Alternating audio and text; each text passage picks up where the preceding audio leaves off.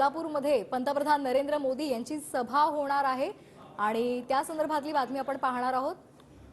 सोलापूरच्या कुंभारीमध्ये पंतप्रधान नरेंद्र मोदी यांची 19 जानेवारीला सभा होणार आहे आणि दरम्यान या सभेसाठी 5 लाख स्क्वेअर फुटांचा मंडप उभारला जातोय। तसंच 1 लाख कामगार सुद्धा या सभेला उपस्थित राहणार आहेत आणि त्यासाठी आता जय्यत तयारी सुरू झाली आहे। मोदींच्या सभेसाठी 5 लाख स्क्वेअर फुटांचा मंडप उभारला जातोय, जय्यत तयारी सुरू आहे।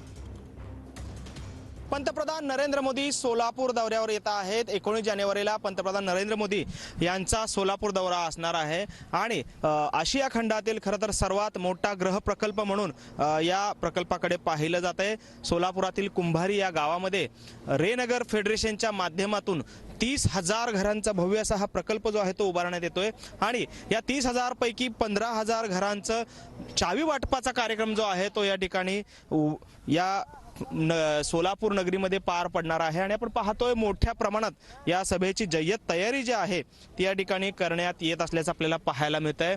खरं तर 1 लाख कामगारांच्या माध्यमातून या ठिकाणी पंतप्रधान नरेंद्र मोदी यांचं स्वागत होणार आहे आणि त्याच ठिकाणी नरेंद्र मोदींची सभा देखील होणार आहे।